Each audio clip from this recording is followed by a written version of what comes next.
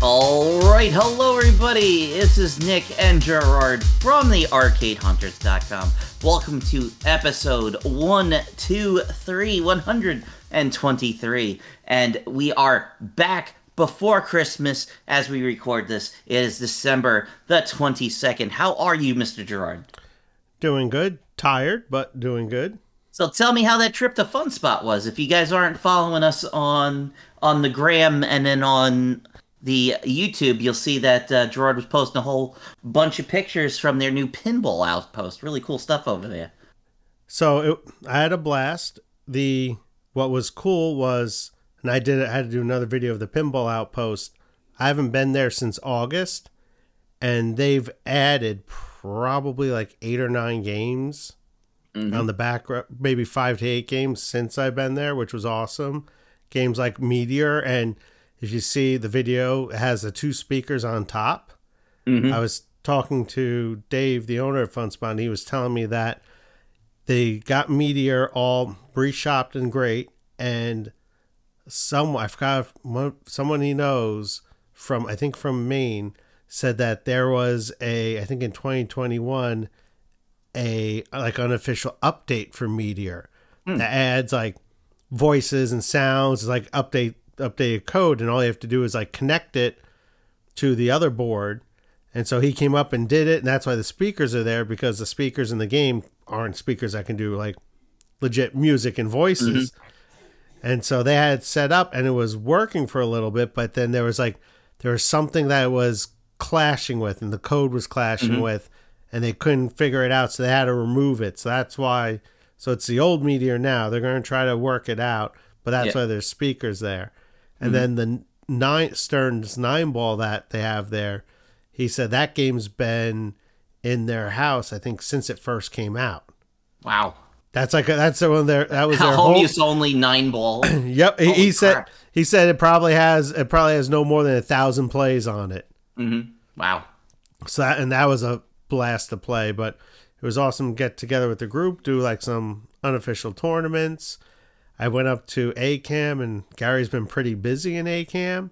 They now have, I forgot to get a picture, they now have a playable version of Mystical Marathon. I believe the conversion, that was one of those games that came out during the arcade crash. I think there's only 500 kits made. And it's awesome because it's rare. It's a piece of history, and right around the corner from it in the glass case, I believe, is one of 5 known prototype cabinets.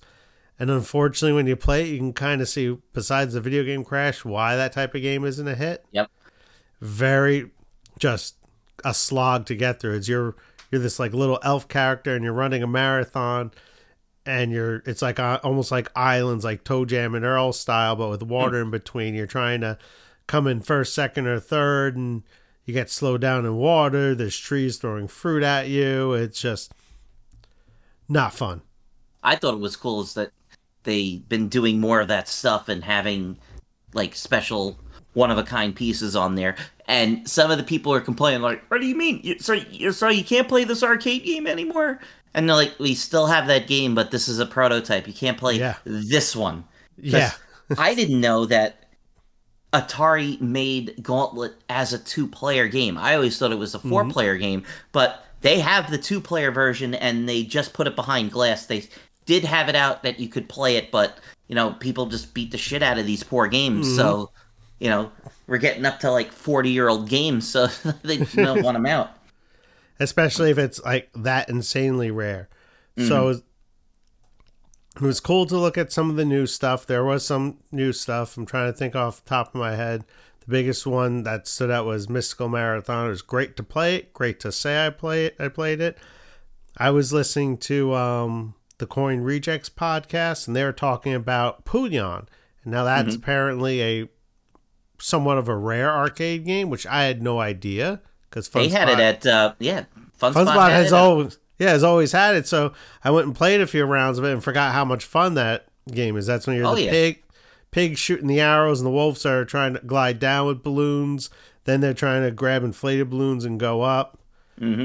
Played some. They had it at the Barcade. I used to play it there too. Yeah. I wonder if Doc's got it. Doc's got everything. Yeah. He's got everything at the Ghost. Yeah, that's a place I definitely need to. It's on the bucket list to go They to. if whenever I hear they're getting the roof built because they're supposed to be building a second floor on it to have it like another floor of games.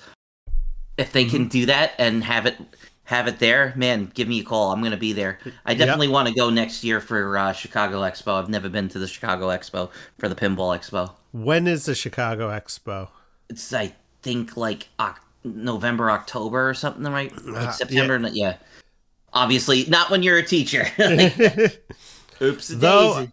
Though, depending on what's going on, I could do personal days. That's like I was supposed to go to Pintastic this past September. Bought tickets, and then some health stuff happened, so I wasn't able to go. Yeah. I contacted the guy and the guy that runs it, forgot his name, and he said, no worries. He said, I can't refund you, but next year's Pintastic is in April. Email me closer to then, and your pass will count for that. Oh, that's good. So, that's nice. So I'll be going in April. I'll be taking like probably 2 or 3 personal days because I did the extra pass, the top end pass to access for the pinball lounge, early access to the event, the private 24-hour lounge, the pinball part, everything. Very nice. Going to do it in style. Mm-hmm. So fun. Yep. I was just going to say, Fun Spot was great. The bar has some great craft beers. Dave has been on top with getting a lot more craft beer. They no longer have like Budweiser on tap or Bud Light on tap or Coors Light. Well, that's what the dad liked. That's what his dad liked. So that's what they had. So they still have it in bottles and cans, but it's all craft beer. And it was just a blast playing pinball. I did good on some games and awful on others. It's great that we got a guy that loves pinball because everybody will tell you that they would just rat and rag on how bad Fun Spot is. So we'll be talking about them again later on in this podcast because we got something else going on. But yeah, we had our little monthly tournament here. Ended up getting second place for at the Little Shop of Games, so it was cool. We got the production version of Elton John in, and the folks over from Chicago Gaming let them hold on to the Pulp Fiction for a few extra days. So it sucked. Like they said, they told everybody, it's like, hey guys, just make sure. If you haven't played Pulp Fiction yet, make sure you play a game of Pulp Fiction. He said we are sending it back to them. There's a prototype, so they're not staying here at the store. And people are like, oh man, I can't play it next time. Hey, that's the nature of the beast. Yep. So Gerard and I were talking about the annual TWIPY Awards. Now, this is something that people have been going on and on about, and we obviously don't want to start slinging more mud, but a lot of people started getting a little upset because it came out that they were dropping a lot of the content creator awards, even though they ended up having content award in there, but like they took out some of the podcast stuff, and a lot of people were just going nuts, a lot of negativity. I really don't care for that. I know Gerard doesn't care for that. Nope. And it's the end of the year, so I figured that I said to Gerard, hey, why don't we just go through and we'll put our votes in, and then we'll discuss our votes on, what we thought the best pinball games of the year were. Yeah, so now, full disclosure, so Nick recorded his and sent it to me. And then I said, I'll do the same. So I went through and recorded myself voting. And then we're just talking, and I'm finding out that I screwed up a little bit. I didn't realize that the James Bond 60th was the Keith Elwin flat one. I just saw James Bond and thought they were referring to the James Bond, like, what was it, like limited edition or the second tier one? Yeah. So I thought it was weird that they included some of the like newer editions, like Jurassic Park 30 was in there. That doesn't count.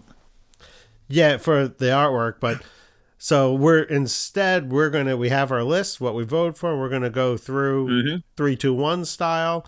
We're not gonna have the two separate audios. My audio also.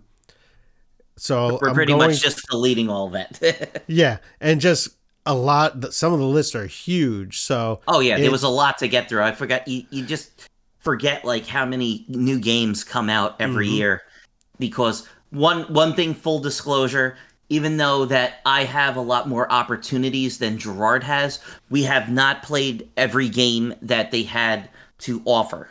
But, there's a lot to be seen because, you had to watch all the podcasts and all the other streaming channels that have had some of the stuff offered. But I also had to, being able to work at and help out at the little shop, I get to try some of the games before they even come out.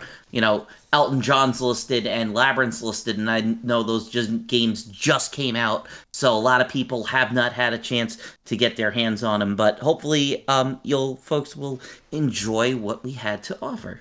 Yep, and to piggyback off of that, a lot of the categories are things you can vote on without playing it, like best artwork, best animation. If you watch videos of the footage of other people playing it, you can see that best toys, and it can be based on the looks. But when it comes down to like best like overall game and playing game, that I always kind of went with games I actually played. Yes. Except for James Bond 60th, which I complete brain fart during that. Like, I played James Bond. I was like, it's the one without the phallic rocket, and he just goes, oh, like I said, uh-oh. So let's start off the shebang. So first off, we have the best theme of the year. So we're gonna go 3, 2, 1. So for number 3, I chose Labyrinth from Barrels of Fun. I think this is a perfect theme for a game. I don't know about you folks out there, but I know for Gerard and I, we grew up in the 80s, and I was a huge lover of all things Jim Henson, The Muppet Show, Labyrinth, Dark Crystal, even down to Jim Henson's Muppet Babies. If it had the man, the myth, the legend, we pretty much enjoyed it. So I'm glad that they got to make a game on this. So my third choice was actually Scooby-Doo for best theme, third choice. And the reason was, besides growing up on Scooby-Doo, I thought the artwork was awesome. The models and toys looked awesome. It was very accurate to the cartoon. And it just baffles me that it's taken this long for a Scooby-Doo pinball game to come out. I thought that type of theme would have been perfect in the 70s. I mean, it's only been out since 1969. So. I know. All right, so for the second choice of best theme, I put down Foo Fighters.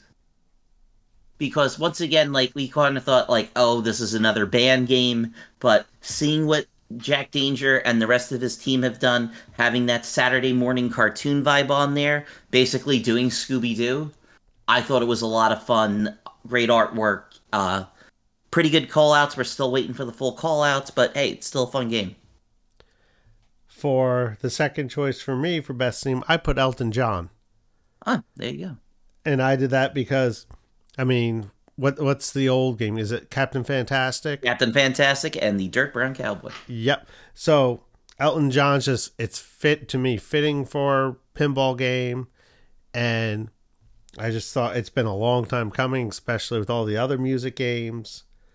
And I just thought it was a perfect theme. And especially when they went with the toys and everything for the theming, you had like Crocodile Rocks. You have a crocodile in sunglasses. You have Elton John with the piano. Just seemed to mesh well. All right. So for the best theme for the year, I put down Scooby-Doo. I think, like, just like you said, I think that's a great theme, family friendly. I kind of don't know what they're doing with, I get that they want to be spooky pinball because we didn't even get to talk about their newest game that they announced is Texas Chainsaw Massacre, along with they're doing another. Yes. And it's weird because they both have two different design teams doing the code. So I'm sitting there, I'm going to be like, so you're going to tell me like one might be like really good and one might not be as good? I was like, I don't know. because it sounds. Risky. I know it's for me. I'm not that big of a Texas Chainsaw fan, so I would rather have Looney Tunes to definitely because they're going to be having the voice actor Eric Bauza is going to be doing all the voices for the game, and he does a lot of good stuff. So Gerard, best theme of the year, what you got? Foo Fighters. Foo Fighters. I had to go with Foo Fighters. Basically, all the reasons you said. When I heard Foo Fighters was the next game, I was like, because I'm not a big fan of the music.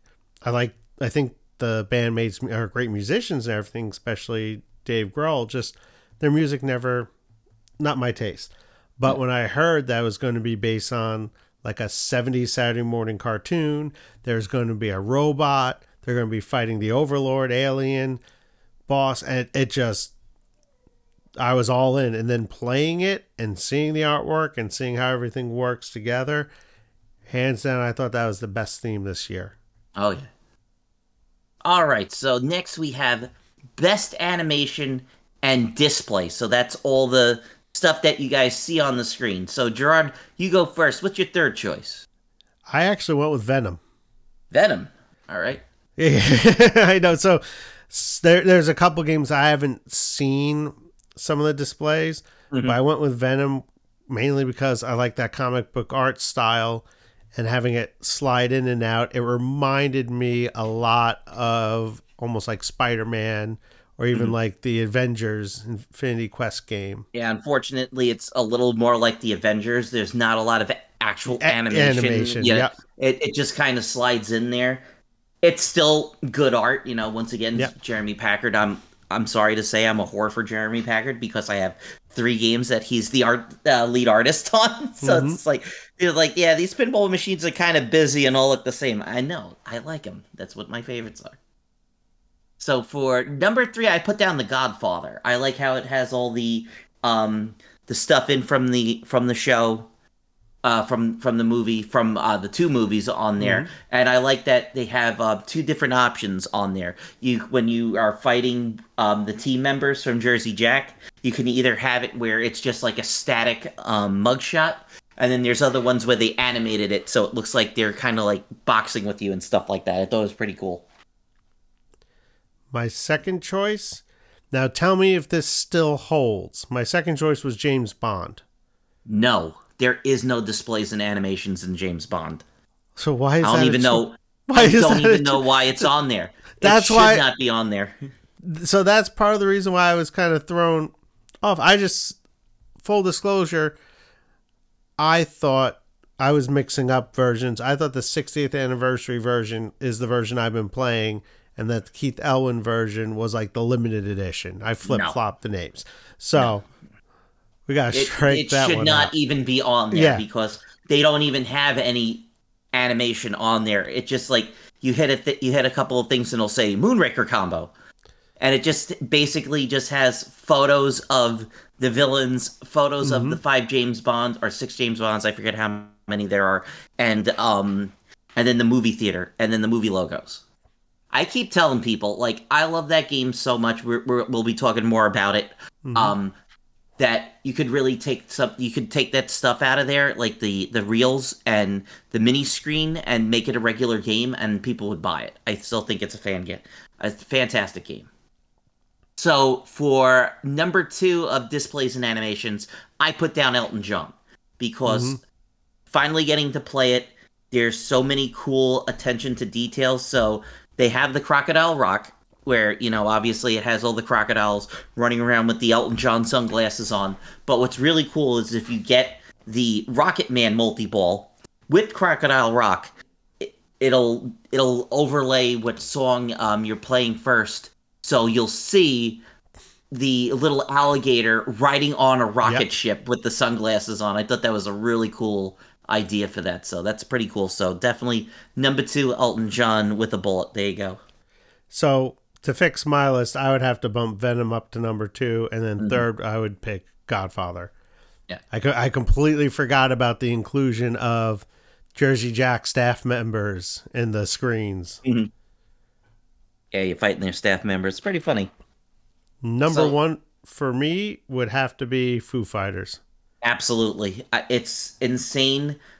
I have Foo Fighters as my number one as well. It's absolutely insane going back and looking at Aerosmith when that Mm-hmm. came out, when it had they basically had like the digital style puppets that kind of like Adult Swim does, Yep. which it's fitting because supposedly Titmouse did the animation for that, and Titmouse does a lot of the animations for all the different Adult Swim shows.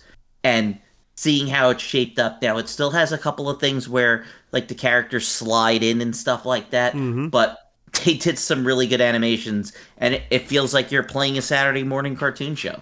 Yep. The animations from right from the start with selecting the song in the van, animations when you go on tour are awesome. The Overlord anime, it's lovely. Like you said, it's like a Saturday morning, 70s Saturday morning cartoon, Hmm. late 70s Saturday morning cartoon. Now, I would go with for the other animations in display, like Scooby Doo. They basically just reused Mm-hmm. all the stock footage. It doesn't really, they do have like the ball bouncing into the mystery machine for the mystery machine multi ball. So that stuff's cool, but the stuff that JJP did with their two games and Foo Fighters and also Venom, I think it knocks it out of the water, definitely. Yep. All right. Next up, we have best toys and mechs. So for my third choice, like I can already tell Gerard messed up, but Yep. you could on the 60th you can still include it because I like the spinning hat.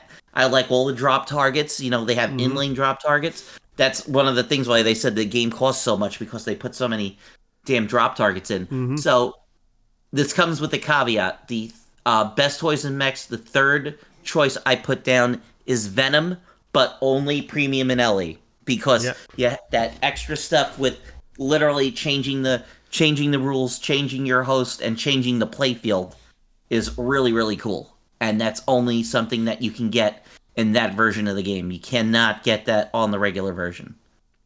So for my third choice, it was James Bond. And again, I thought it was the version that had the jetpack Hmm. and the diver and everything, which I love because that's like a throwback to Creature from the Black Lagoon. Not Creature, Yeah, it is Monster. Creature. Oh, Yeah. he's Creature. Yep. Okay. I And was they going. did use it in Monster Bash as well, so there Yeah. you go. So I'm gonna flip it, and if I could redo it, I would have to go along with. I'll keep it. I like the drop targets and spinning hat. Yeah, Yeah. it's still it's still got some stuff in there. It's got mix. Like I said, the game is fun to play. Mm-hmm. You're going to be hearing more about it later. So number two for toys and mechs, I put down Foo Fighters. I put down Now, Foo Fighters too. yep, I like our Overlord that Mm-hmm. dances and moves around and stuff like that. If you're playing the premium LE, you get that extra playfield on the top. I like they brought back that Jack brought back we call it the Cafoon target, but Mm-hmm. um, I always think of Haunted House on the old Gottlieb, so Yep. it's really cool to see they brought that back. Now I'm curious if we both have the same number one. Elton John. Elton John. Yep. Elton John, absolutely. I'm telling you, folks, when you sit down there and you finally will get to play that game, I'm telling you, folks, you are going to love it. The the little piano where he Mm-hmm. plays and he looks at you and he looks like he's smiling at you looks like it's so cool. I had such a great time with it. Um, and if you get to see the collector's edition with that extra the two extra screens on the top, it is so cool. So I really think you're gonna love that game. I think it was a lot of fun. So yep, Elton John definitely number one for me on that. So now we're up to best sound. Yep. So what was your third choice? Scooby Dooby Doo. Um, because not really like a lot of people were ragging on Scooby Doo because there's like this kind of like old Halloween song that Yep. they have that they sing in the multi ball and it's kind of cheesy. I simply gave Scooby Doo best sound because they've got all of the actors to come in and do their voices. So right there, and like I mean, they had Matthew Lillard. They snuck in some stuff from Scream like that, and he even said like he's in the booth and he looked at me. He goes, "This is from Scream, isn't it?" And they said, "Yes, it is." Like, it's like, okay, like that. And he did it for them. So I'm curious. We might have a flip flop. So my best sound for third choice was Foo Fighters. Really? Yep. Because and even though I'm not a big fan of the music, a lot of the sound effects and the voices I loved, especially a lot of the old cartoony kind of sound effects that were mixed in. Mm-hmm. But now, what was your? I have Foo Fighters for number 2. See, and I have Scooby Doo for number 2. Oh, wow. That's what I was gonna say. I have a feeling this is a flip flop. Yes.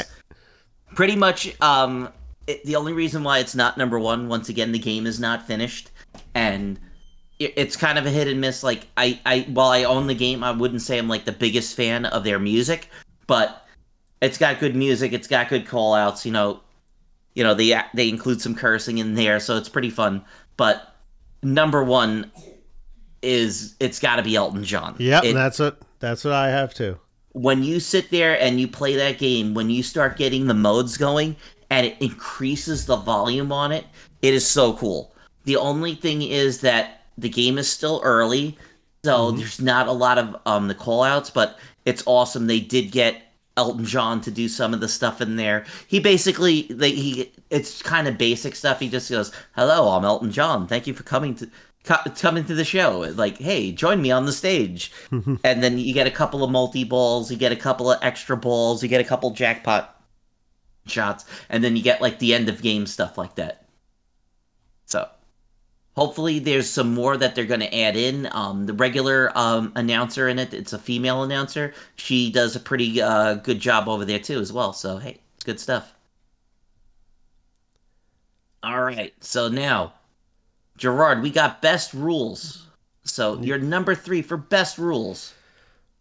I put James Bond, but I was thinking, was the older, but the you thought it was now we'll say James Bond to Elwin, but we'll say this James Bond what do you call it? James Bond Gomez. You thought it was James Bond. I thought it was James Bond Gomez. I don't really know the rules for James Bond to Elwin, because I haven't really watched too much on it or looked into the rules because I don't have access to play it. So I put down Godfather. That is simply because with Venom, I do not care for the whole leveling up thing. The honeymoon period's over. I've had a chance to play it. I don't care about it. I feel like you have to play it a certain way. I don't think it's going to work. If I can't get into it and I'm a video game guy, and like us, we're video game people, I really don't see how hardcore pinball people that don't want to play video games are going to be into it, and how people that, don't like, that kind of thing in a pinball machine, I really don't think it's going to work. So simply for that, I put down Godfather because Elton John is not finished yet. Elton John, it's basically spell out ELTON, and then you can start locking balls in the piano for the player mode. It doesn't seem like there's really any modes to Godfather. You mean Elton John? To Elton John. Yeah. Godfather has a little bit more rules. It's more of qualifying the multi-balls and trying to get all of the multi-balls going at the same time while you have a mode going. Yep. So I would have to go for second choice with Godfather also, even though I haven't played it, but watching the videos, reading about it, and loving the whole idea. I don't know if it's in the product yet, but the different warring families and factions. Oh yeah, there's that whole thing where you have to choose a different family member. So it's kind of weird when you play it like in a tournament, if you're playing it with somebody and they walk up. If you play number 2, you might be disadvantaged because someone might play it a certain way. So it's a little different. So I did like that. For number 2, for best rules, I put down Foo Fighters. Once again, the game is still not finished, so we don't have the the Combotron is still not in it. But Final Battle was added in. That's a lot of the mode's a lot of fun. I do like progressing in it. I like the different cities and stuff like that. I had a fun time with it. So my number one was Foo Fighters. Okay. For exactly what you said. I like Mm-hmm. the cities, progressing, touring the cities, Mm-hmm. doing that, battling the Overlord, and it was pretty easy to kind of get the idea of what to do and the flow Mm-hmm. and what the rules were without doing a lot of reading, research, and watching videos. Mm-hmm. There's some games like I'm thinking of like I want to say like Ninja Turtles. That can be daunting figuring out Yeah. what the rules are for that. So that's what I loved about Foo Fighters. I just felt those shots in that game are way too goddamn tight. I could not make the shots I needed in Turtles.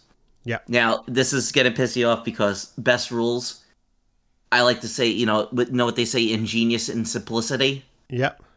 James Bond 007 60th anniversary. That's not. I was just gonna say that's not gonna piss me off. I don't know it. I don't know that version enough to put the rules. I love simple rules. So odds are, if I've played it, that probably would have been my number one. Oh, yeah. Also, It's super simple. You line up and you sit there and you look at the little screen and it tells you to hit the odd job hat. You hit the odd job hat, it builds up a meter, and then you try to hit the drop targets. Once you hit the drop targets, you get a mode. mm-hmm. Or I think first you do the drop targets, then you spin the hat, and then you get a mode, and then it tells you what to do. And then there's the, like if you do a super skill shot and you hit the 3 in-lane drop targets, it'll knock them all down, and you can get ready for multi-ball quicker. So, I love that game. I think it's a lot of fun. I hope I get a chance to play it. Oh, I hope so too. It sucks that they only made 500 of them, and they're pretty much getting stuck in people's rumpus rooms. But it's a fantastic game. Like I said, if they made that as a regular game without all the bells and whistles, it still would have been a lot of fun. So, what's your number one choice? I already said that. Foo Fighters. Okay, Foo Fighters. I went first that time. All right. Okay, there you go.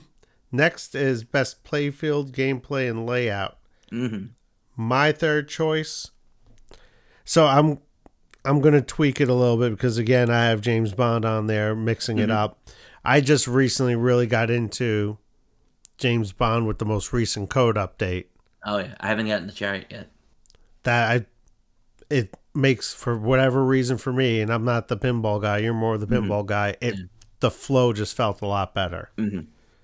But I'd have to say, retweaking my list for best playfield, gameplay, and layout, and just going by images, I'm going to put Scooby-Doo for third and bump up Elton John to second, because I had Elton John at third.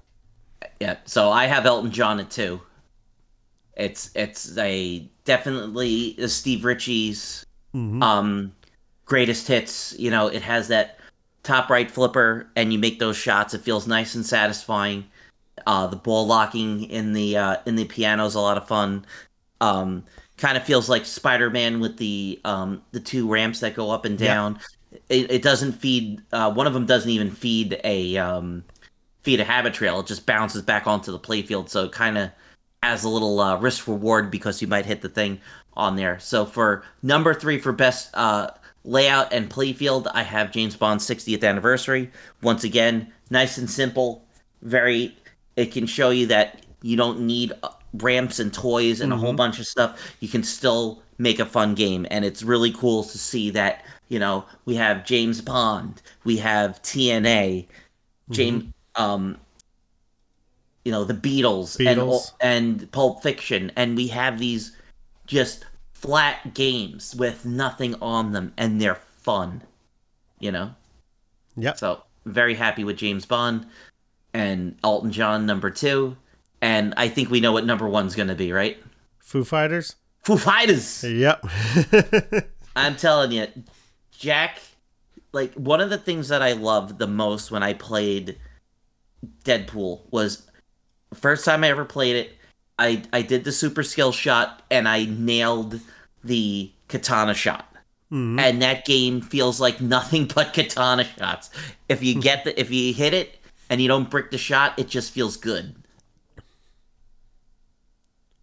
And I think it doesn't matter if you're playing a pro or the premium LE. I think it's a good time. Yep. I can't believe this is his first, cornerstone. A lot of people were kind of scoffing at the the Jurassic Park that he did, but I still think it's a fun game. I thought it was cool. I wet my whistle. So anything else to add for Foo Fighters for you? Just love the gameplay, love the layout, love the shots are difficult but not impossible. It doesn't feel cramped. All right. Yeah. Feels like every shot does something. Yeah, and exactly.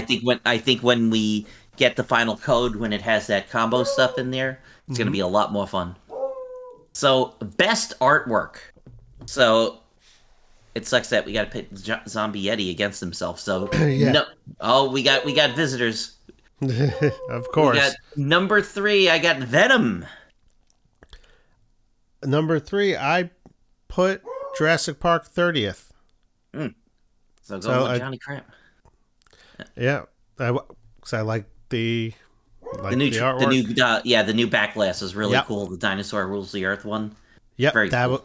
That's why I went with it, was the backlash. And it does have kind of a different cabinet. So yep. Venom, I think, is great. All the characters are all represented on there. Really cool. If you get to see the LE, I love they used the mirror art blades. Yep. But it has kind of like the Venom, like the symbiote goop on there. It looked really cool. Number 2, Elton John. I did Elvira's House of Horrors Blood Red Kiss Edition. Oh, let me tell you haven't gotten to see that in person, but I have played the Elvira. It's really cool. The black and white on there is really neat. Yep. It's just. So the big thing for me was, this was my first time voting for the Twipys, so I didn't vote when Elvira was in it. I love the backlash art for Elvira. Love throwing in all the old horror references, Manos Hand of Fate, all that stuff. And I love for the Santa Claus conquers the Martians. Yep. Yep. And for the Blood Red Kiss edition, like you said, the black and white with the red dress, I actually have the Stern toy. The Elvira Toonie Terror toy that came in there. They did a pack with the shirt and stuff and a hat, so I have that.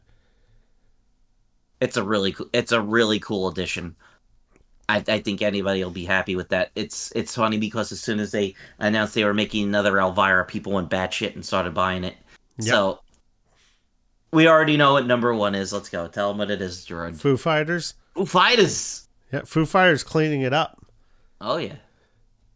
And we've pretty much already said all the reasons. Everything we've said about the game fits in with the artwork. Saturday morning cartoon come to life. Yep.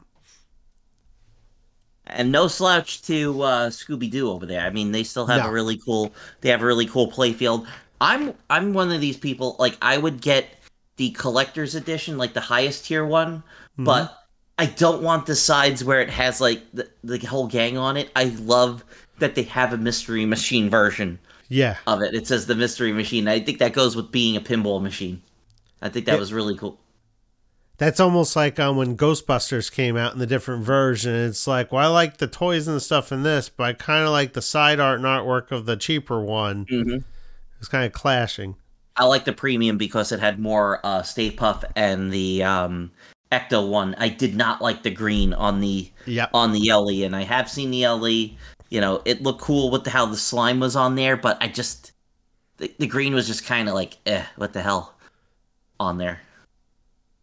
So, finally, not finally, there's still a couple of more choices that we have after this, but we have the Game of the Year. So, I got number 3, James Bond 60th Anniversary.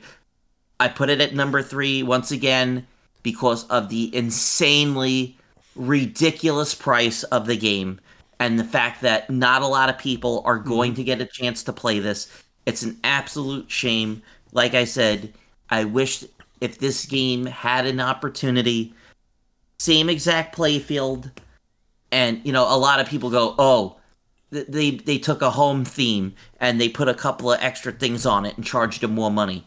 But I'm telling you, the overall package, when you sit down to play it, you can talk to anybody that owns it. If you talk to our friend Marshall over at Little Shop of Games, he says the same thing. He goes, I get home and that's the one game that I want to play. I want to play that game, and I want to. It has that one more game kind of feel to it. So this should be interesting because I originally had James Bond 60th Anniversary Edition for my third choice. Mm-hmm. I'm actually going to keep it. Yeah. Knowing which version it is, that's the Keith Elwin version. Definitely going to, even though I haven't had a chance to play it, but from what I've seen of it, I'm keeping it at third. Yep. Number 2, Game of the Year, Elton John. Funny, I have Elton John too for Game of the Year for second choice. I think we all know the first one too. Yep, Foo Fighters. Yep, Foo Fighters. Like I said, Elton John just came out, and Elton John also gets a little bit put down because of how expensive it is. Once again, you're talking $13,000 for the regular version, and then the full 15. But that's just the nature of the beast over at Jersey Jack. They have a premium product, and they offer a whole lot of stuff on there. Like I said, both of those games are fantastic. Would you really consider yourself really a big, because we were talking about how with Foo Fighters you're not that much of a fan of the music, but how about for Elton for you? How are you? Definitely a bigger Elton John fan. Yeah. Than Foo Fighters by far. I like his music a lot. It's not like I listen to it that often. It's not one of my favorite artists, but I do love his music. That makes sense. It's really great that Jack Danger was able to make a game from a band that I really didn't care about, and then it comes out. It's the same thing like last year where John Borg did Rush. I really didn't know a lot about Rush. I only know a couple of the hits, but then it comes out, and then you become a huge pinball fan, and then you become a huge fan of the band, and you just want to listen to more of their stuff. That's just how it goes. Yeah, I feel the same way with Foo Fighters. The fact that the thing with the Foo Fighters are, especially with the actual band members, they don't take themselves super seriously. Mm-hmm. They're always up for something fun or doing something different. Yep. And that fits with the whole theming of the pinball machine. It's not like Metallica where it's the band and there's something connected to each of the songs, or Aerosmith, which is similar. It's the band and something connected to each of the songs. We're just going to go way outside the box. You're a band, but now you're fighting. Now you're superheroes and you're fighting the Overlord. Mm-hmm. I just hope we'll see more shape up in 24 with that code on there, because I know they're working on it. I hope the rumors are true that they actually will get the band in there to do a couple of call-outs. It would be really nice if they had it in there. It makes a difference when they have more involvement in it and they feel like, they're a part of it. It was cute when we had Aerosmith came out, there was nothing in it, and I think it really brought it down. But meanwhile, you had Kiss, and you had Paul and Gene doing the voices, and, having Rush with Geddy and Alex doing the voices, having almost like a tribute for Neil in there. I thought it was really cool. Mm-hmm. And then Elton John even got to do the game audio. So I was like, okay, he wants to do it. So I was surprised when I was doing the TWIPY voting, because it had you vote and then you clicked on a second page with more stuff to vote on. So I was very surprised that this was even a category after we said a whole bunch of bullshit that was going on. Is favorite pinball content creator. I was like, oh God, no. Well, so it sounds like so I didn't do the voting previously. Were there more categories for yes, favorite there podcast? Was. So they just kind of favorite streamer should have just been called the Jack Danger Dead Flip Award, because Jack just won every year. It was getting to the point of just guys, he even said I appreciate it. He goes, I really don't want you to vote for me. This is he knew that he was getting more into working with Stern. He's just guys, He goes, there's other people out there that do this. Like, give them some love. He goes, you don't have to do it for me. And so everybody just voted for him. So for third, I put down our good friends up north at Buffalo Pinball. That's funny. I had Buffalo Pinball for second. Really? For second choice. Yep. I had the Kineticist for third. Yes. Thank you once again for having us on the thing for 5 current favorite pinball machines. Even though I messed it up and I started saying some old ones, but we both messed up. We went over the 5. We were saying old ones. But that's just us. So Buffalo Pinball, I always love listening to their podcast, and they have a whole bunch of guys on there that are playing games, having some good funs, chatting it up with the people. They do some good stuff over there. For number 2, I got the folks out there at Fox Cities Pinball. Awesome stuff from over at District 82. Big ups to Tom, Graff, and everybody over there that put those streams together. They're always on. Awesome high-level play. You get to watch those guys up there.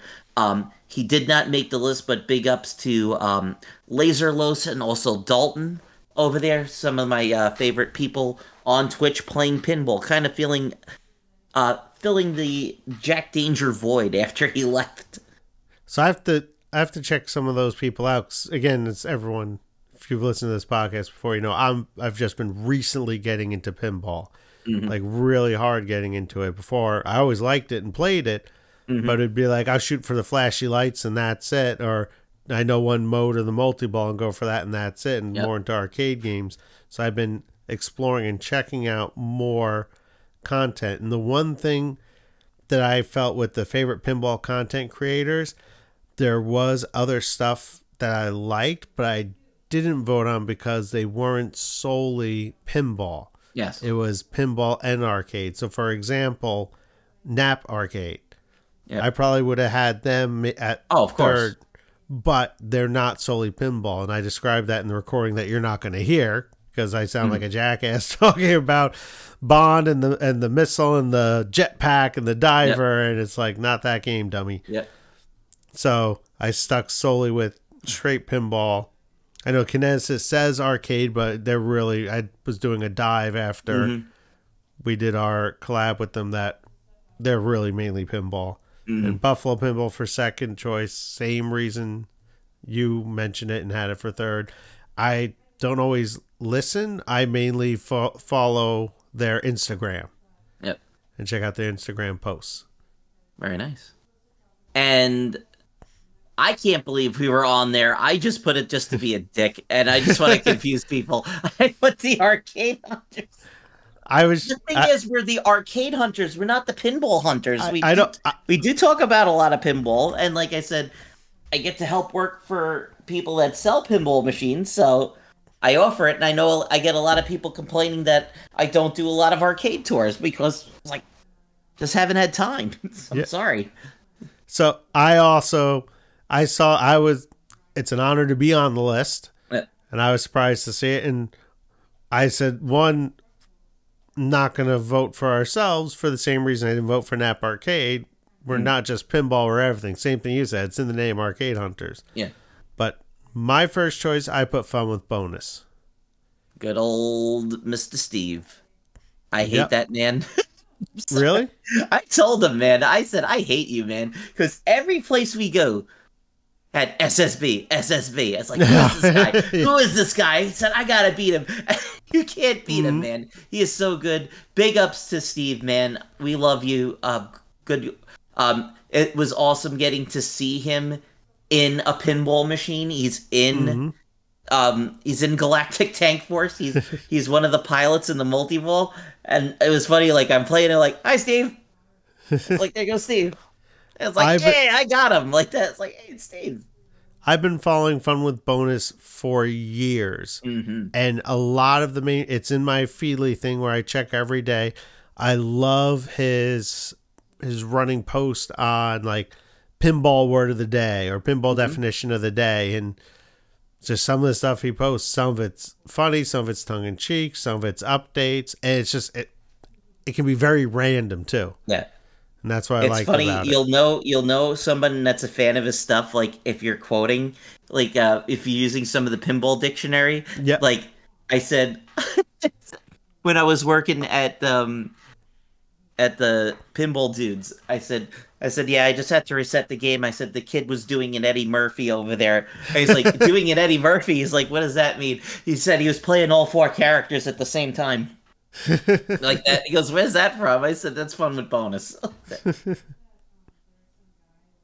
I'm pretty sure dialed in is also like a big thing from Steve. I know that. I don't think Steve was like the originator of it, but I pretty much found out that about that from Steve, you know? Yep. So we got next is a bit of a hard one because, Yes. like we said, we don't have like an access to a lot of them. So I just kind of put stuff in. So it's the favorite pinball mod of 2023, and the problem is there is so many mods, and Yep. unfortunately, like unlike some of the other ones, they didn't show photos of everything. Like for the homebrew games, they showed photos of the homebrew games. So you kind of had to go on what I saw on Facebook and stuff like that. So we'll keep this one quick. So first one I put down, I hope it's the right one. It's from D. Pinnell, is the Godzilla interactive Godzilla figure. Now, if it's the one that I saw, it moves up and down and it has like an animatronic mouth on it. I only saw one like short video of it. It looked pretty cool. So that's funny. I have that for my number 2 for the same exact reason. I'm thinking, is this the one I'm thinking about? And I hope it's the one. Otherwise, we're giving credit for somebody else. And for my third, I did the Godzilla Maser Cannon. And if it's the one I'm thinking of, I think it lights up and stuff like that. Yeah. Which is really cool. For number 2, I couldn't believe it was on there. I put down the Foo Fighters pigeon from Diddy's pinball mods, and if you ever played Foo Fighters, they have a whole thing where it's like the internet meme called birds aren't real. Yeah. So it's he made these little 3D printed pigeons, and you can stick them all over the game. You can put them on the ramps and stuff like that, and they've got like a little backpack with like a transceiver and a satellite dish on it. So I thought that was really cool that they had that. Yep. I had the D. Pinnell Godzilla Interactive one for number 2.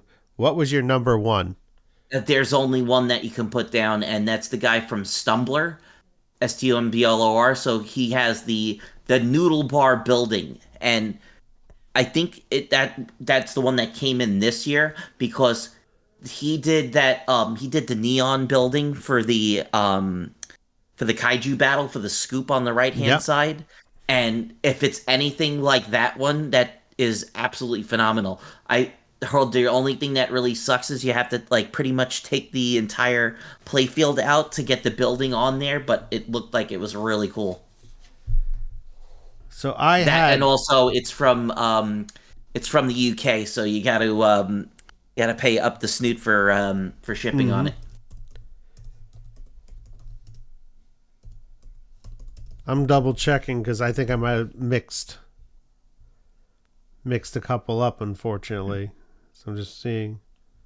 Well, hopefully it goes to the right people. I think Stumbler was pretty much win this one because that. Yeah. So I completely forgot about Stumbler. I did I put Atomic Godzilla mod by Mojo Mods. That's the figure that lights up. Placement figure that goes in the corner. It kind of has like the blue spikes on him and kind of like that. It looks stupid from the front, but when you see it inside the game, it actually does look pretty good. So I put, but if I had to go back, I'd probably do the Noodle Shop. So next is favorite pinball location. Now there's a lot to choose from. So obviously I already know what your number one's going to be. So I put number 3. I put down Fun Spot. Once again, big ups to them for updating their whole pinball section over there. Awesome stuff. For number 2, well, I'm sorry. What did you put down for number 3? For number 3, I put Gravitate Pinball in Brattleboro, Vermont. There you go. Very nice that we're on there. They have a great selection of games. Very well maintained. Very clean place. After the guy that runs it, if you're done playing a game, if it's not crazy busy, he'll go over and wipe wipe the glass down, make sure it's all clean. He has these fans with air filter cleaners and everything. And he has some interesting mods, like his Simpson has a lot of mods on it, which are really cool. I did a video and had that in our YouTube shorts. And it's $10 all you can play. Very cool. Actually, I'm sorry, he had to raise the price because of taxes. $10.70 all you can play. Oh God, that's 70 cents. Screw you, man. Trying to get us on there. So I put down my good friends over in Grandy, North Carolina. I put down Flippers over there. For your second choice? Yep, Flippers in Grandy, North Carolina. Nice guys over there. Hopefully I get to go and see you guys soon. I know Eric Stone went over there for one of their big weekend tournaments and pretty much beat the crap out of everybody. So I kind of pulled a U. And I put the Southern New Hampshire Pinball Club for number 2. There you go. Because I'm a member of it. And that's where I've been really getting more and more into pinball. And it's nice. When I go, I tend to go on times that are different from everyone else. Yep. So I'll go, or sometimes my friend and I will go, and it's like we have the place to ourselves. We have the beer in the fridge. They have some great games. A lot of fun. And one of the things I said in the previous recording that we're not going to include, I mentioned how for this one, the location, it's definitely regional. It depends on what's near you. So that's why some of my choices are going to be different from yours, because it's based on what's around me and where I get to play. So I want to give an honorable mention to our good friends out there at Logan Hardware, Logan Arcade. Also holding it down over there in Chicago. But for favorite pinball location, I put down District 82. Those guys, once again, check them out over on Fox Cities Pinball. It's another gigantic place where pretty much like the best pinball people come out there to go play. I really want to go out there soon. Once again, they do amazing stuff with Fox Cities Pinball. Hopefully I'll get to go there in the future. And my number 1 was Fun Spot. Yep, there you go. So especially the Pinball Outpost, because it's insane the amount of care and maintenance that's going into the games and bringing the games back to life. Black Knight is in there now, and Black Knight's never looked so good. Oh, God, they needed it. Grand Lizard is in there, and holy crap, playing that game with full functional flippers and everything makes it ridiculously hard. Oh, yeah. So definitely that's my main place to go. And even upstairs in ACAM, Gary's been working on fixing the old pinball machines and improving them. Like the biggest one he's working on now is Black Hole. Yep, I heard they're making a whole big thing on that one, trying to bring that back to life. I think he got a whole new play field and everything, and been working on that. So that's definitely my first choice. Yeah. All right, so this is another harder one to do. Once again, we don't have the opportunity to go to all the different places, so I'm just going on hearsay. Favorite pinball convention / event. So for number 3, I'm giving it up to our good friends over there where everything's bigger, the Texas Pinball Festival. I know they do a lot of good work over there. I did get to meet one of the organizers of Texas Pinball Festival. Very nice fellow over there. Hopefully I'll get to go visit you guys in the future. So for number 3, I put Free Play Florida. All right. That's my number 1 because I get to go to it. So once again, pulling a me right there. Oh, I'm pulling a me too when we get to my number 1. But for my third one, from the footage and the videos and the pictures you take, from the stuff I see online, there's a lot going on. Yeah, this was a weird year where I think they thought that there was going to be more people. Now, the convention center was fantastic. The people there were super friendly, super clean place. There was a whole lot of stuff, a lot of room, a lot of stuff to move around. It just wasn't in a good location. Because, like, even talking to Steve and Jason Zaller, I asked them, I said, did you fly into Tampa or did you fly into Orlando? And they said, no, Orlando's the central hub, but we still had to drive an hour and a half to get here. Yeah. So not a lot of people are going to do that, and that's unfortunately what killed a lot of people, because it was a lot of people would use it, having it in Orlando. It was like, okay, they would tell the kids like, "Hey, you and mom can go to Universal for the day. I'm going to play pinball," like that, you know. So I don't know what they're gonna do next year. I don't think they really have said anything, but hey, we never know. Yep. So for number 2, put down the Chicago Pinball Expo. Number 2, I put down the Texas Pinball Festival. Oh, there you go. Yeah, and so both of those, Chicago and Texas, I definitely want to go to. Yep. In the future. Texas, I put down because I completely forgot about Chicago. To be honest, I put down Texas because a lot of news comes out of Texas. I see a lot of clips and videos from the Texas Pinball Festival.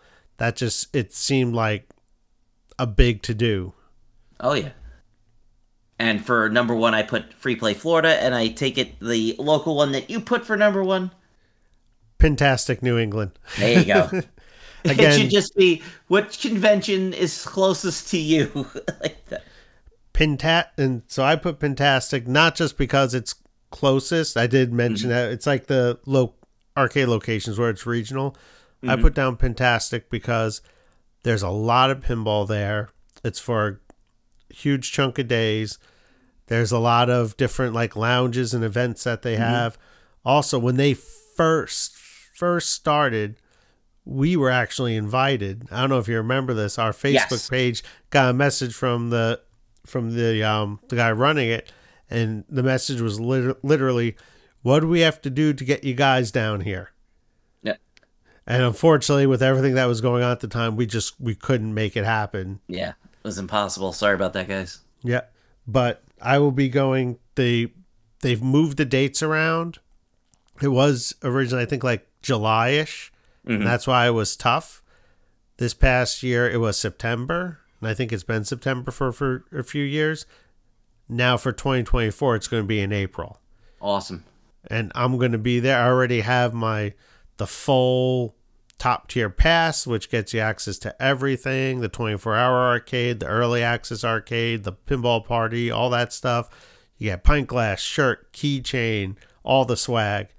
My friend did the same thing. We're like, you know what? We're just going to go all out. There you go. So we got another one before we get to like, there's 2 more left. So we have the favorite pinball topper of 2023. Put the cherry on top of the sundae. So for number 3, have not gotten to see it in person. Hopefully one day I will. The animated goblin topper for Labyrinth from Barrels of Fun. That's a good one. Is my number 3.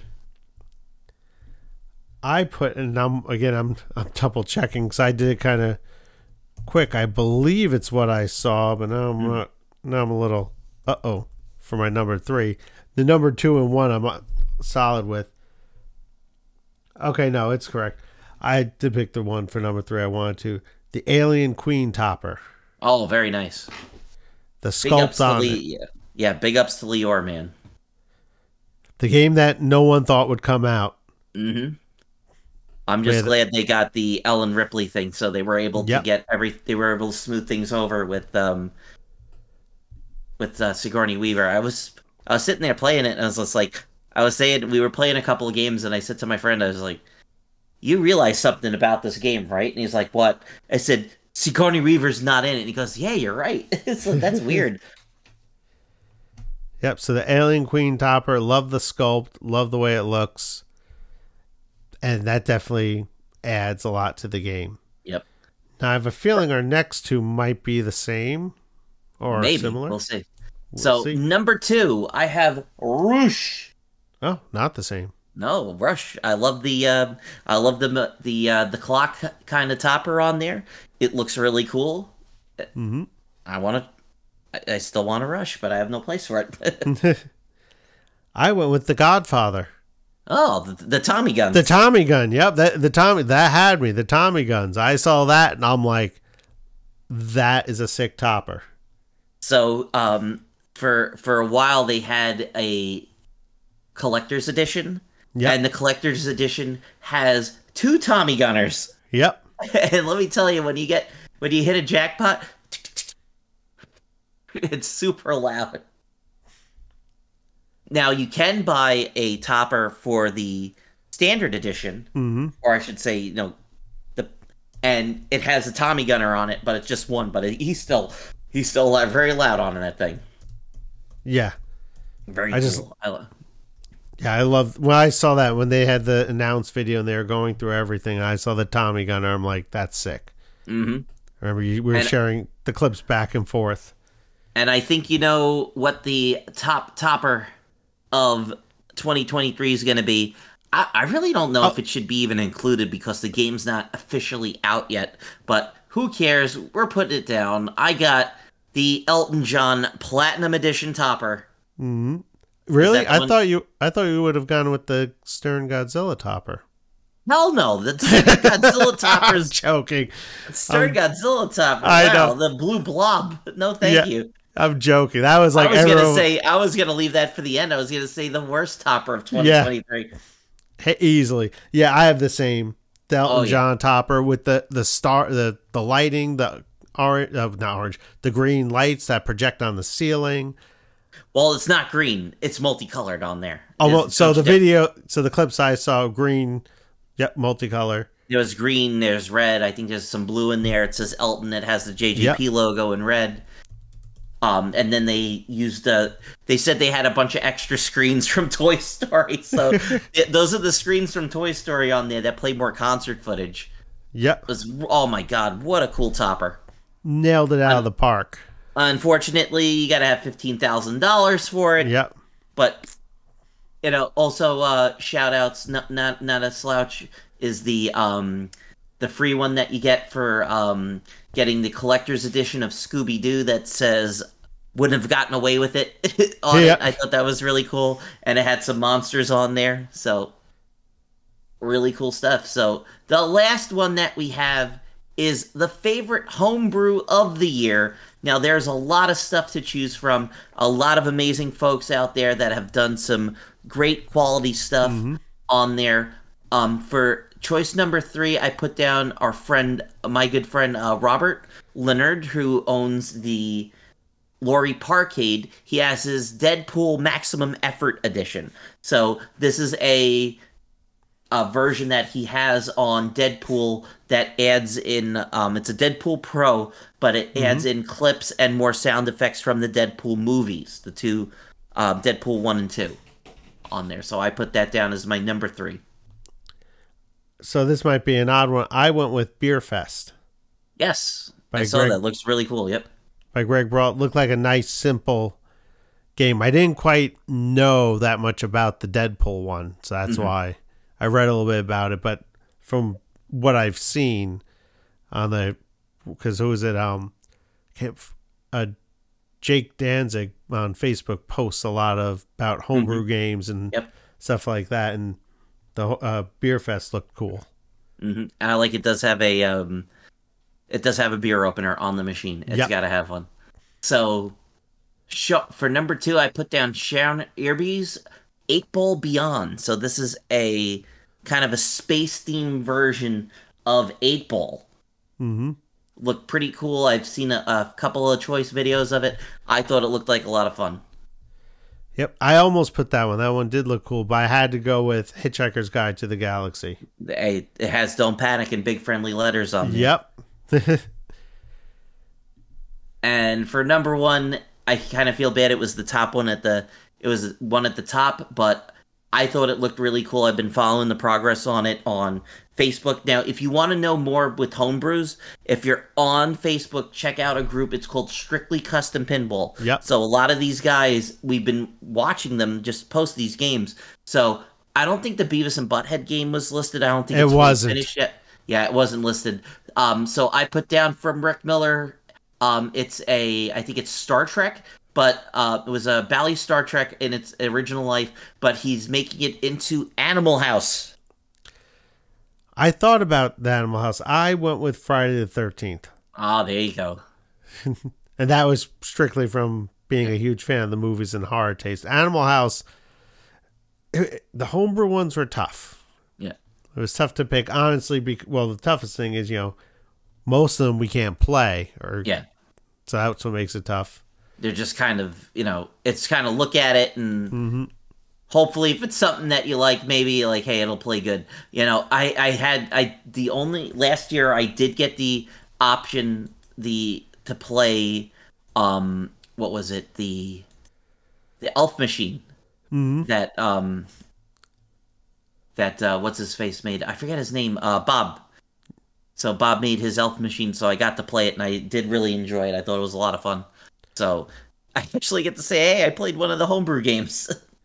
Well, the last homebrew game I played was the Sonic Spinball. Oh yeah, and that thing won. That was awesome. That thing took every top honor that it had when it came out.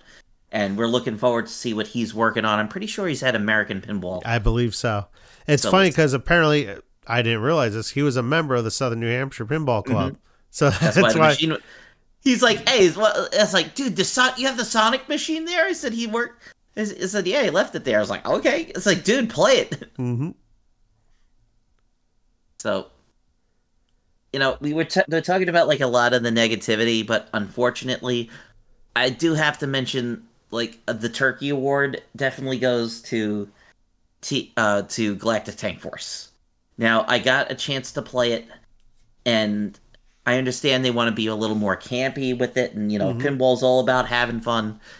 Like I was telling Gerard, I said I always feel like if you've seen the movie The Wizard with Fred Savage, and there's a scene where they're all running around on the Universal Studios tram tour, and the guy's yelling, "Sit down and have fun, damn it!" That's my philosophy. But I did get to play the Galactic Tank Force, and I did not like it. The tank target is way too close to the front of the machine. You shoot it, and the ball is like coming screaming down at you. It didn't help that the first run of the machines had to be, you had to get a pack update for it to like stop the stuff from getting bashed in. So you had to get protectors on it. The ball was getting hung up on certain things, but one of the worst was they have all like these UFOs and all the toys on it. They're made with a 3D printer, and they didn't even smooth it out. And like the tank that you see, it's a bright red tank, and it opens up and it has the Nordbot because it's Dennis Nordman, and you can see it's like, oh my god, it's still three. I said they just 3D printed them. I said they didn't even smooth them out, and they said no, they just kind of printed them, painted them, and stuck them in the machine. Ugh, that's like a homebrew. And here's the thing. So everybody's going on. I don't know if you got to see the video, but the guys over on Buffalo Pinball were ragging on it. And they did a video for a collector's edition of it. And they want $15,000. And they basically put like a different, like a metallic paint on it that makes it like, makes it shine on the three, but it's still 3D printed. And like they put like a lenticular sticker on it. It's got like a lenticular back glass on it. The team signed it, and then it comes with some posters and a lunchbox with a thermos. And they want $15,000. And someone said, "This is a joke," and I was like, "No, it's not a joke." So yeah, and so this is what's crazy. So I'm gonna copy an image and send it to you because sending images makes for a great podcast. Oh yeah, that's what they're all about here. So zoom in and look on the toys on the Friday the 13th, especially I believe the Jason's mom toy. I believe that's a custom made. That's not. Yeah, it kind of looks like they actually made a like a custom, like they made a head for it. Yeah, and oh, I like it. It does have Freddy and Jason on there. That's cool. Yeah, but it'll never come out because the license is like. But and like the whole point of doing that is you don't see the scan lines from a 3D printer. You don't. Yeah. This is a freaking homebrew that someone's making. Yeah. Not a company. Like, hey, yeah, this is from company. And then also, I think the biggest Turkey Award still has to go for Pinball Adventures with their little Punny Factory game. They came out with it, and there's some guy on Pinside that got it, and it was so bad that the thing broke down, like the computer crashed, it doesn't even work, and he tried contacting the guy, and he will not give it back to him. So this That's guy awful. wanted to raise $7,000, what he paid for the game, so he could take it to Todd Tucky's and toss it off the roof. But I was just like, oh, so no, you want $7,000 to recoup your cost, Yeah. and then you want to pitch it off. I was like, how about you take the $7,000, give it. But I understand you don't want to take a $7,000 bath on a toy, but hey, the fool, a fool. You know what they say about fools losing their money or something like that. But I would never have touched that. I would never have touched that thing without playing it first. A fool and their money are soonly departed, or something like that. Or soon parted. That's dearly departed. Yeah, and I'm looking at like the toys, like the crates and stuff like that, and it's 3D printed. Oh yeah. Oh, I'm looking at the scan. They're painted, but I'm looking at the scan lines and everything. It 100% 3D printed for Punny Factory or whatever the hell it's called. And it's not bad. 3D printers do a lot of great stuff. I don't mind it. But once again, you're charging full price for this stuff. And it's just, if it was like a homebrew guy, like, hey, I'm only making like 50 games. Yeah. Yeah, it's like, yeah. I was like, no, you guys are trying to be a full company. And the funniest thing was that listening to our friends over on Buffalo Pinball, and they were like, who is this game for? So they did a thing where they were calculating all of their games. So, it's kind of a decent aggregator. I wouldn't say that it's like the end all be all, but they were using Pinside as the owners to see how many games that people owed, and they tallied up all the versions of Galactic Tank Force, and it's barely 50 games. Yeah. It's like, I really don't know who it's for. And that's like, I'm looking at, so I sent you an image. So one of the selling factors is hydro dipping toys. Adding to our company's attention to detail, some of the Punny Factory playfield toys are hydro dipped. Hydro dipping, also known as water transfer printing, is a method of applying printed designs to three-dimensional surfaces. The results make for decorative art. Process allows us to give our toys a factory exploding look. This process ensures that each game is unique and different. They're talking about fucking tie-dye. Yeah. They tie-dye painted the toys. We took our 3D models and we dipped it in the thing. And like, that guy's like, I don't know what humor he's going for. Like, he's doing like a Don Knotts impression. I was like, dude, how old are you? Like that. Yeah. Doing like Andy Griffith freaking humor from the 50s. I was like, no one's gonna care about this. And it's just like, they were coming out with such great games, and I'm just like, who in their right mind would buy this? Mm-hmm. Like I said, I hate to be Mr. Negative, but that's just how I feel with that. It's like, whose idea was this? This does not make any sense. Well, so there's a difference between being negative and just, sharing your opinion. We're sharing our opinions and not being negative. I hope so. Yeah. So my turkey award would have to go to the pro version of Venom. Yes. it's just like big open play field with just a row of ramps at the very, very top, a Carnage toy that you hit that slides up and down. What? There's like, I'm like, where's the game? And then the worst part is the whole thing with the code. Yeah. And I understand they want to do something different. They have the Insider connected. This is something that no one's ever done before. And it's great to see that they took a chance on it. But I don't think it's going to work. Because it's just like I said, we're the type of people that would be more interested in a video. Like I said, we're not just the pinball hunters. We are the arcade hunters. This just happened to be a pinball centered episode that we're doing. But having to like level up an EXP, and you can't fight this enemy unless you have the right EXP. Like, I'm playing it now. Like I said, I get the opportunity. I can play it at the little shop, but it's like, okay, I'm level 50. Okay, you can fight the boss. I'm like, how do I start it? Like that, it doesn't really tell you. I thought with the leveling system and everything, I thought it was going to be connected to, like, for people who are new to pinball or who aren't great, a way for them to see all the modes. I thought it was almost like a save state for pinball. Yeah, that's what they wanted to do it as, but it just feels like you have to play it a certain way. And the problem is when you play it in a tournament and stuff like that, they all say the same thing. They're like, hey guys, when you go to play Venom, we put a post-it note over the QR. Don't scan it. Over the QR code. Do not log in. We don't want you having an advantage over him because, like, you could have it where you're like at level 99 and you haven't beat the final boss, and then you can just log in and just kill him. Yep. Now, I believe, doesn't Ninja Turtles have levels? Yes, and that's another game that, once again, this is Dwight Sullivan coming up with like these wacky ideas, because he had Ninja Turtles with the levels, and that's another one. So that they ever get a Ninja Turtles in, they say the same thing. They say, do not log in because you'll have like a level 5 Raphael that has all these bonus features, and you're scoring like millions of points, and Teenage Mutant Ninja Turtles is a low-scoring game if you're not used to it.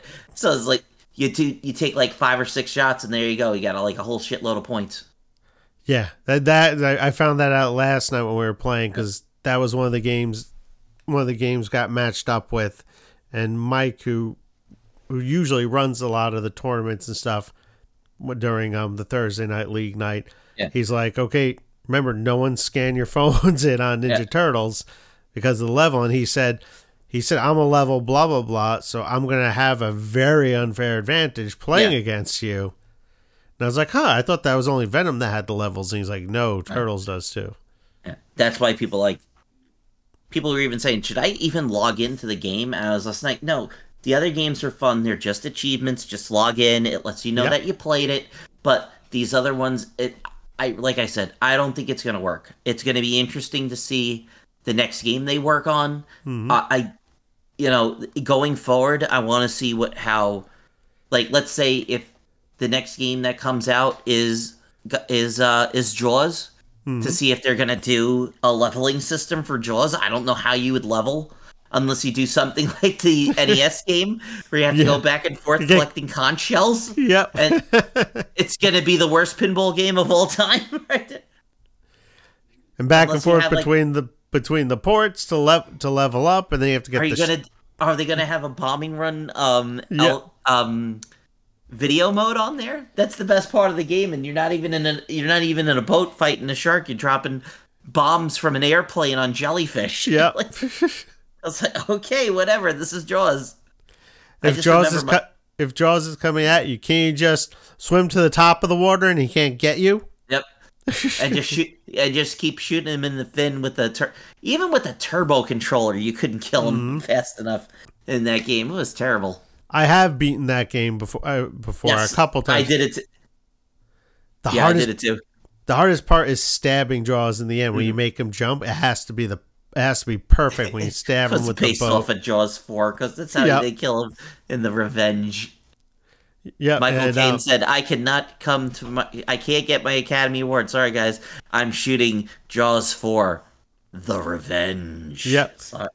Whenever anyone asks him about Jaws: The Revenge, his response is, it's something like, you should see the house it paid for, or something like that, or the house it built. Yeah, I've heard that.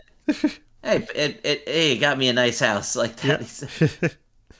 So, I think that's good enough for this episode of the Arcade Hunters. Like I said, it was just going to be like a little bit of a bonus, and then I guess it just turned into a full episode. It's a good thing we did, because we were able to correct everything that we got wrong.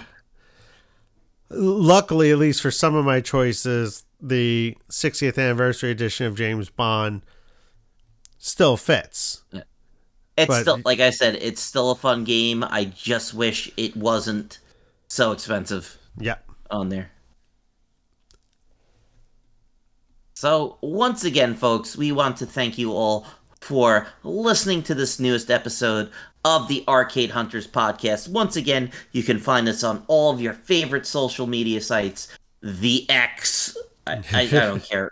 I don't care what he calls it. We still call it Twitter. The Twitter, the Facebook, the Instagram, the Blue Sky, the Facebook, the YouTube. We're all over the place. Facebook. Yeah. We say the Facebook. I actually started a TikTok. Wow. I think there's only one video up on it, but I figured, what the heck? I mean, I still don't understand that because I'm not a teenager. I was just using it to watch the one guy that had the TikTok recipes on there. I was like, oh, okay, that's funny. I figured just to throw up some random, like, kind of like what we used to do. I think we used Vine for throw up just some random short clips. Oh, God, I miss Vine. It was so much more fun. Yeah. Oh, it was so much fun before the dark times, before every dork took over. Yeah. So bad now. All right, folks. We want to thank you all very much for listening. And we want to wish you all a very happy and healthy holiday season and a very happy new year.